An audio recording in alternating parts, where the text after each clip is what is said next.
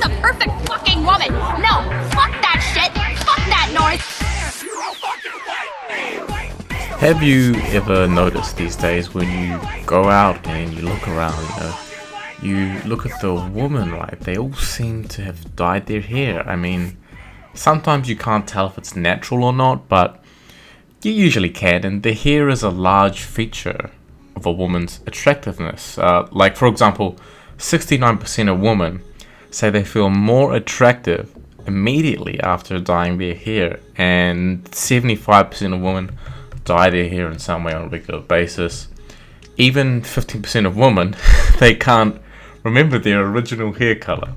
For example, like I had a girlfriend who she shaved all her hair off, and needless to say, I didn't find it attractive, and our relationship ended shortly afterwards for various reasons.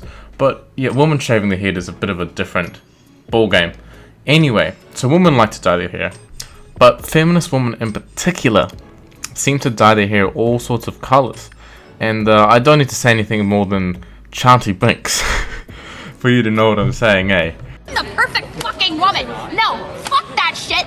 Fuck that noise. The perfect fucking woman. No, fuck that shit. Fuck that noise. And I'm not saying it's so bad that feminists do it necessarily. Dyeing your hair is just dyeing your hair, or that they shouldn't do it. And I just wonder, really, why do they do it? There is a correlation there, right? Why does it just so happen that these feminists, often very extreme and crazy feminists, also happen to have these crazy, unnatural hair colors? Now, the first theory I have is to do with beauty standards. We have all heard about these 300-pound women, mostly women, who claim to be fat activists. They claim people can be healthy at any size, healthy at any and every size. They are trying to dismantle what they call the mainstream beauty narrative, mainly because they don't fit into it. And similarly to that, the common traditional beauty standard for women regarding hair color is limited to the spectrum of natural hair colors, which is blonde, brunette, and ginger. And I might add to that also that include long hair. Short hair is not traditionally considered very attractive for women. So by dyeing their hair an unnatural color, they're making a statement, about standards of beauty. I don't believe in mainstream standards of beauty, and I don't conform to them. I don't conform to patriarchal standards. The patriarchy? And much the same could be said of short hair, right?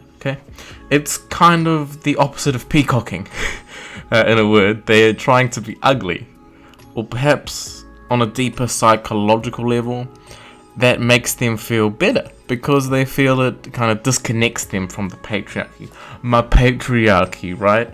But also, it could be a form of scoring brownie points amongst, other Trigglypuff type feminist peers, a form of feminist validation.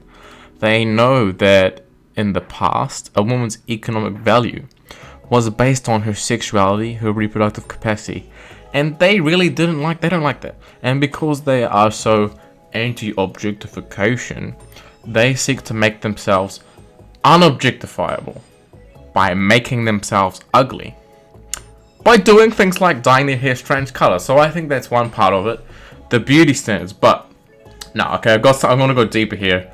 I got another theory which kind of links in and all the way extends on that, and this is called aposematism.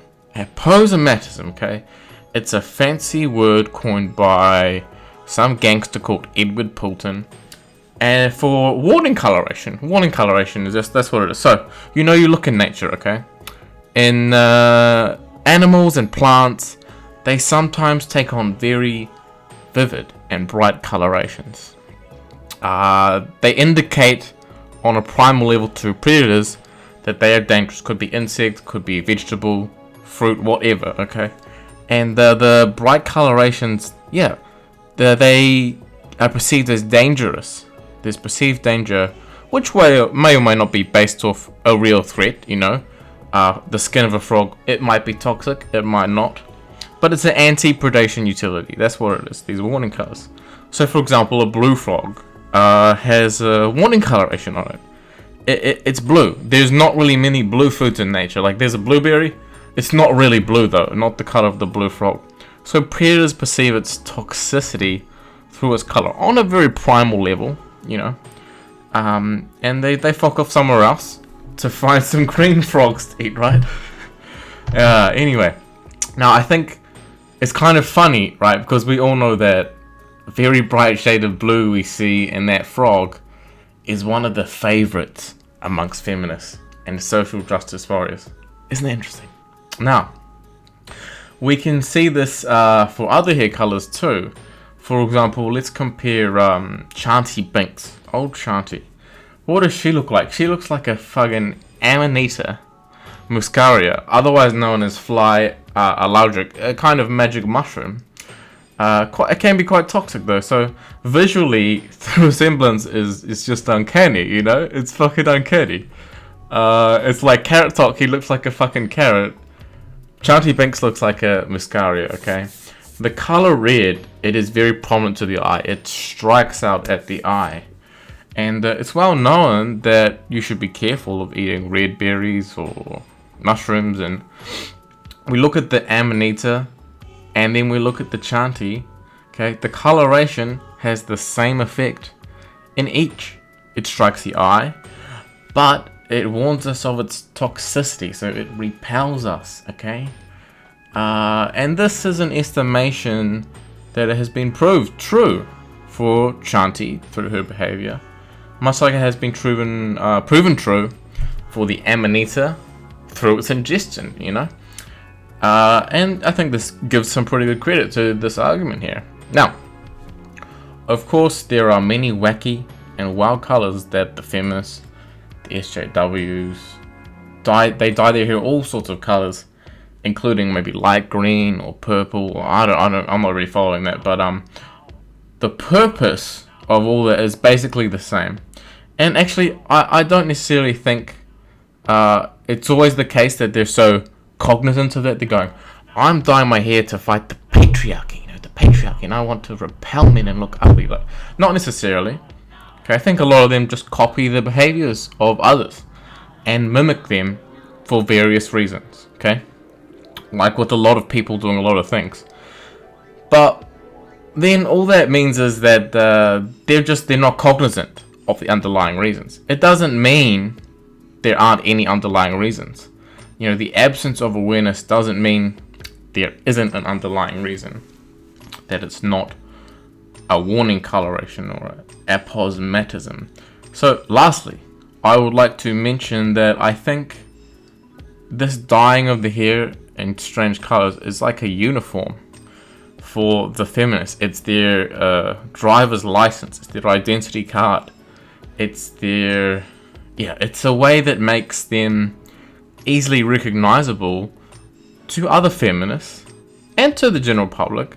It's like a picture. It says 1,000 things without having to speak, and in that way, because people are on some level aware of it, the whole hair dyeing thing, feminism, it will filter out the sort of people that they don't like, and vice versa. Okay, so filtering out the people you like, and filtering in the people you do like.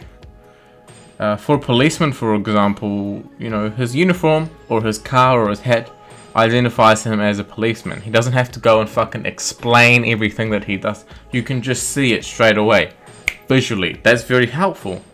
So for the feminists, their identification device, their uniform, it seems to be their hair. And in a way, this makes a lot of sense, because women are traditionally judged by their sexuality, by their appearance. And their hair is a big part of this, okay? Take any woman and shave off her hair and she will not be as pretty. So it is a big part of it. Now, so when you look at it, right, the dyeing of the hair and the bizarre colors, the shorter hairstyle too, okay, the essence of what they're doing is they're protesting femininity, okay? They're simultaneously protesting femininity and also using that protest as a way to identify themselves as feminists, protesting that traditional beauty standard.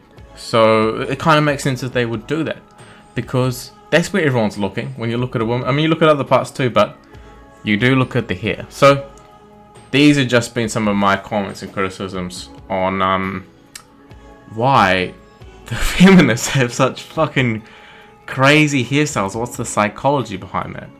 And I'd definitely like to hear your comments, criticisms on that too. I couldn't find much information on this online, so I really want to put this video out there.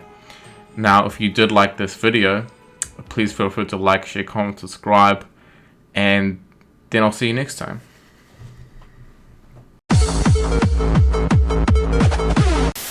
You're not gonna get away this time, you son of a bitch. Please, don't kill me! I'm not married! My life is awesome!